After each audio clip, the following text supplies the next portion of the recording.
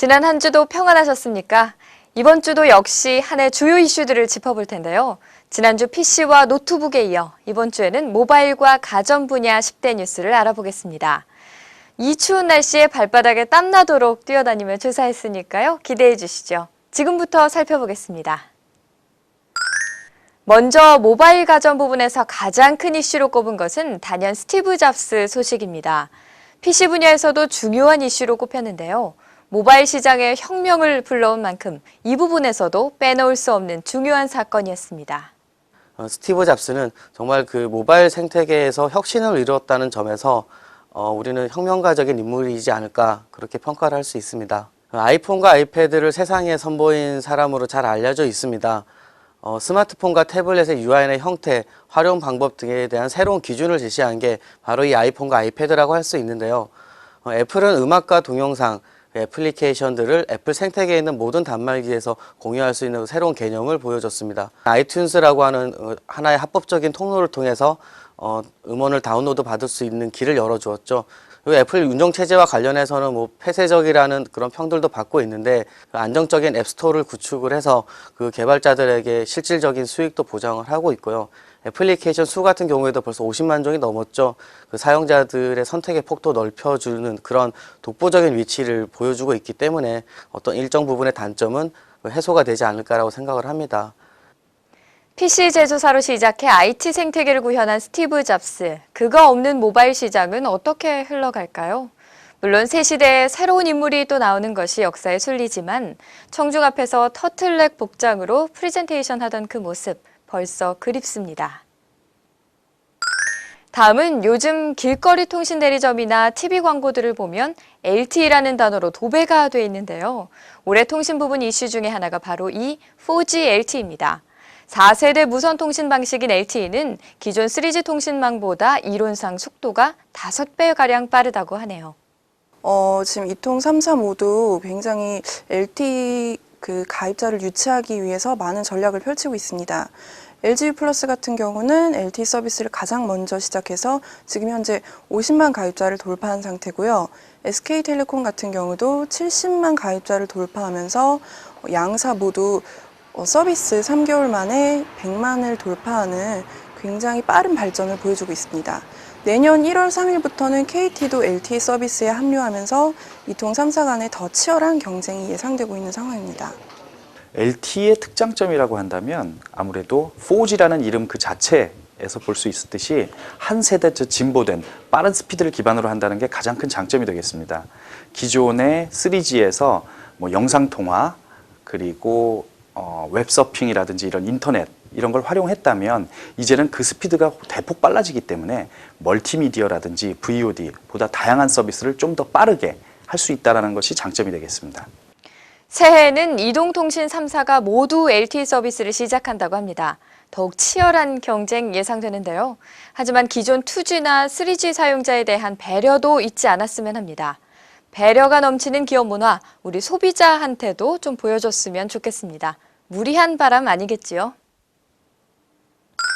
2011년 TV 쪽에서는 단연 3D 구현 방식이 최대 이슈였습니다. 삼성전자의 셔터글래스와 LG전자의 편광 방식이 정면으로 맞붙으면서 커뮤니티나 언론사가 블라인드 테스트를 하기도 했습니다. 삼성전자는 이제 셔터글라스의 장점을 특히 강조했고 이에 맞서서 LG전자는 안경의 편리성, 가벼움, 영상의 잔상이 적고 깜빡임이 적은 것을 많이 부각시켰습니다. 그렇게 이제 경쟁이 과열되면서 해외 연구기관의 결과는 물론 각종 커뮤니티 사이트와 언론사가 비교 시연회를 서로 열었고 대부분의 그 시연회 결과에서 LG전자 측에 손을 들어주기도 했습니다. 하지만 그렇게까지 과열된 3D 경쟁이 3D 컨텐츠의 부족으로 인해서 3D TV 이슈가 판매량으로 크게 두드러지진 않았고요. 오히려 그 이슈는 스마트 TV 쪽으로 자연스럽게 넘어간 상황입니다. 임원이 공식적인 자리에서 상대를 비방하는 안 좋은 모습까지 보였지만 결국은 콘텐츠가 적어서 소비자들의 외면을 받았습니다. 정작 중요한 게 무엇인지 몰랐던 걸까요? 아니면 알면서도 비방을 하고 싶었던 걸까요? 동네 애들도 아닌데 참. 다음은 카메라 시장을 한번 살펴보겠습니다. 디지털 카메라 시장 역시 자연재해 영향을 많이 받은 한 해였습니다. 지난 3월 일본의 대지진, 그리고 지난 10월 태국의 홍수로 디지털 카메라 제조사들이 울상을 지었습니다. 3월에 일본을 강타한 대지진으로 인해 대부분의 디지털 카메라 제조사들이 생산 거점 그리고 유통 루트에 피해를 입었습니다. 이로 인해 제품 수출이 막히고 신제품이 출시가 연기되는 사례도 있었습니다. 이후 10월에 태국에 홍수가 일어나게 되는데요. 태국은 디지털 카메라들의 생산 공장이 자리 잡고 있는 곳입니다. 이 때문에 소니, 니콘 등은 신제품 발표를 연기하게 됐고요. 기존에 생산하던 제품들도 출시가 연기되는 이런 피해를 겪은 바가 있습니다. 하지만 2개월여가 지난 지금에는 대부분의 공정이 복구된 상태고 판매가 연기된 신제품의 경우에도 2012년으로 발매일이 결정이 된 상태입니다. 역시 자연재해 앞에서는 장사가 없습니다. 많은 피해를 봤지만 복구가 마무리되고 있다고 하니 참 다행입니다. 이번에는 가전 부분을 볼 텐데요. 가장 안타까운 소식이라고 볼 수 있는 가습기 살균제 사건, 아마 다들 기억하실 겁니다. 가습기 세균 증식을 막아주는 살균제 때문에 28명이 폐질환으로 목숨을 잃었습니다. 주로 면역력이 떨어지는 임산부와 영유아가 피해를 입었는데요. 정부 당국은 정확한 사실 확인이 먼저라며 제품 공개를 미루고 피해 보상 의사도 없다고 밝혔습니다. 제조사 역시 아직 피해자에 대한 대책을 내놓은 적이 없습니다.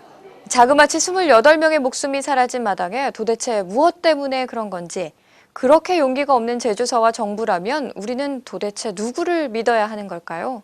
안타까움만 더할 뿐입니다. 2011년 모바일 가전 부분 6번째는 바로 전쟁입니다. 무슨 전쟁일까요? 바로 특허 전쟁인데요. 올 봄부터 시작해 심심하면 터져나오는 삼성과 애플의 특허 전쟁, 과연 언제까지 이어질까요? 삼성전자와 애플은 지금 전 세계 9개국에서 디자인이랑 무선 통신 기술 등으로 특허 소송을 진행 중입니다. 초반에는 삼성전자가 호주랑 독일에서 좀 불리한 듯 보였는데요. 그 후에 호주에서 가처분 결과가 뒤집히고 삼성이 다시 3G 통신 특허 기술 침해로 애플 쪽에 맞소송을 제기하면서 계속해서 팽팽한 접전을 이어가고 있는 상황입니다. 지금으로서는 양사의 특허 전쟁이 내년까지 연장되는 것은 확실해 보이고요. 서로가 부담하는 피해가 큰 만큼 머지않아 양사가 합의점을 찾을 것으로 보고 있습니다. 구경 중에는 싸움 구경이 제일 재밌다고들 하는데 이 거대 공룡의 싸움은 돈이 많이 걸려 있지만 별로 재미는 없는 것 같습니다. 나름대로 이유야 있겠지만 하루빨리 마무리하고 좋은 제품 만드는 데 집중했으면 합니다. 7번째 이슈는 바로 카메라 업계에 부는 미러리스 경쟁입니다. 작지만 화질과 기능이 뛰어나서 특히 여자들에게도 인기가 있었다고 하는데요. 그래서인지 여러 업체들이 미러리스 시장에 뛰어들어 경쟁에 불이 붙고 있습니다. 미러리스 카메라 시장에 니콘, 펜탁스, 후지필름과 탐론, 그리고 시그마까지 가세했습니다. 니콘과 펜탁스는 미러리스 카메라 본체를 발표한 바 있고 후지필름 역시 2012년에 미러리스 카메라 시장에 뛰어들겠다고 본격 참전을 발표했습니다. 그 밖에 탐론과 시그마는 소니 미러리스 카메라용 렌즈를 발표했는데요. 미러리스 카메라는 DSLR 카메라와 콤팩트 카메라의 장점만을 결합한 모델입니다. 그렇기 때문에 특히 여성 소비자들을 중심으로 최근 큰 인기를 끌고 있습니다. 미러리스 카메라 시장에 신규 업체들이 참전하는 것은 바로 이 새로운 신규 소비자들을 노린 것으로 해석이 되는데요. 이러한 양상은 2012년에도 계속될 것으로 예상합니다. 제조사들의 경쟁이 시작되면 질은 좋아지고 가격은 떨어지겠죠. 전쟁은 결사반대지만 이런 전쟁이라면 두 손 들고 환영입니다. 저의 똑딱이 인생도 이제 미러리스로 슬슬 바꿔 탈 때가 된 것 같네요. 다음 소식입니다. 유통사가 시장 전체를 흔들어 놓기도 했습니다. 바로 보급형 디지털 텔레비전 말인데요. 지난 10월 이마트가 첫 선을 보인 값싼 텔레비전 덕에 정부가 기를 쓰고 보급하던 보급형 텔레비전 시장이 활기를 띨니다. 이제 1년 정도 지나면 국내에서는 아날로그 방송이 완전히 종료됩니다. 그러다 보니까 디지털 TV에 대한 수요가 다소 늘 수밖에 없는데요. 그러한 틈새 시장을 노려서 이마트에서 10월 27일부터 32인치 보급형 디지털 TV를 출시했습니다. 근데 이게 32인치인데 풀 HD급 해상도고 LED 백라이트를 사용한 제품입니다. 그런 사양의 제품은 대기업 제품 대비 한 20-30만 원씩은 더 저렴하기 때문에 굉장히 큰 이슈를 만들었어요. 그러다 보니까 대기업 제품이 지금까지 너무 과도하게 마진을 챙긴 게 아니냐는 논쟁도 있었고요.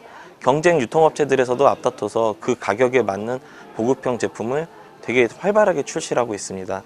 어떤 제품은 충분히 가격에 비해서 만족스러운 성능을 보여주지만 또 어떤 제품은 그렇지 않아서 소비자들의 분통을 사기도 했는데요. 가능하면 사후 관리나 그런 품질 부분에 대해서도 꼼꼼히 살펴보고 전시되어 있는 상품을 직접 체험해 본 뒤에 구매를 하는 것이 좀 더 정신건강에 이로울 것 같습니다. 저희 제작진 중에 한 사람이 지난 크리스마스 선물로 부모님 댁에 모 회사 보급형 TV를 들여놨다고 하는데요. 그런데 채널을 변경할 때 한참이 걸린다는 소비자 불만이 있었습니다. 음향도 그냥 소리 수준이라고 하면서요. 가격은 저렴해서 주머니 사정은 덜었는데 싼 게 비지떡이 아닌지 걱정스럽습니다. 2011년 한 해 이슈 중에 하나가 바로 트위터나 페이스북 등 SNS가 아닌가 싶습니다. 2천만 명이 넘는 국내 스마트폰 가입자가 SNS 열풍에 한몫을 했는데요. 스마트폰에 내장된 카메라로 사진이나 동영상을 찍고 트위터나 페이스북 등에 올리면 새로운 소식이 되고 그것들은 실시간으로 전파되기 때문입니다. 기존의 메이저 언론사에서나 보던 뉴스들이 바로바로 내 폰에서 볼 수 있는 1인 미디어 시대가 된 것이죠. 정보의 신속한 전달이나 파급력이 높은 반면 검증되지 않은 정보들이 마치 사실인 것처럼 퍼진다거나 무분별한 신상 털기 등 부작용도 있기도 합니다. 그렇지만 분명한 것은 SNS가 이미 우리 정치, 경제, 사회, 문화 등 생활 전반에 깊숙이 파고들었다는 것입니다.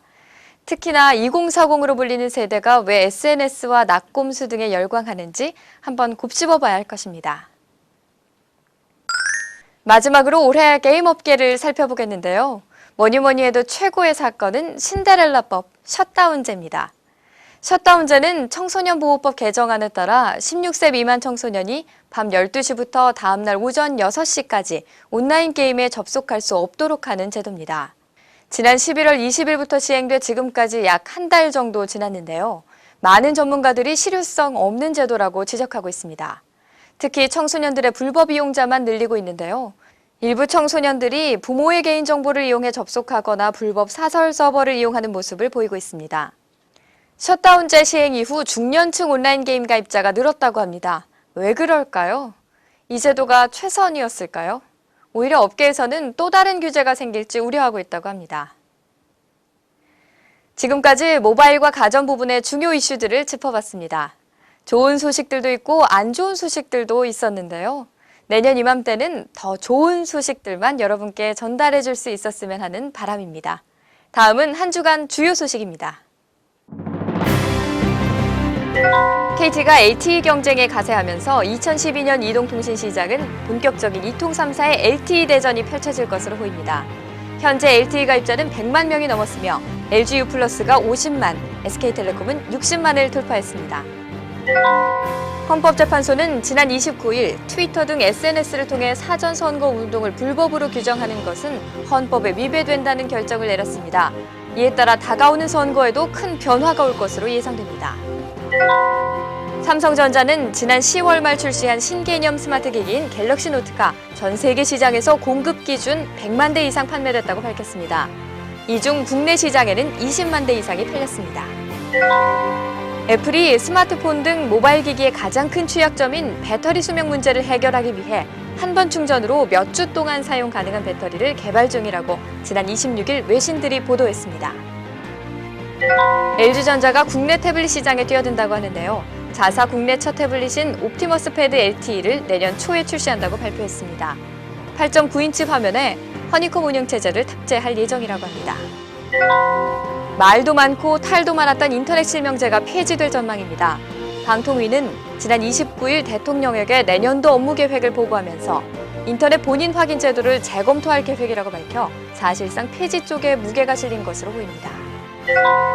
자동차 내비게이션 시장의 흐름이 거치형에서 매립형 제품으로 이동하고 있습니다. 스마트폰의 영향으로 거치형 제품이 매력을 잃고 매립형 제품이 인기를 끌고 있으며 제조사에서도 매립형 신제품을 잇따라 출시하면서 매립형 내비게이션 시장이 점점 확대되고 있다고 합니다. 지난 10월 KT와 손잡고 이동통신 재판매 사업에 진출한다고 발표한 CJ 헬로비전이 오는 1월부터 단말기 판매를 본격적으로 시작하면서 손님 끌기에 나섰습니다. 기존 이통사에 비해 최대 50%까지 저렴한 사용료를 내세워 초기 30만 가입자를 목표로 준비 중에 있어 관심이 집중됩니다.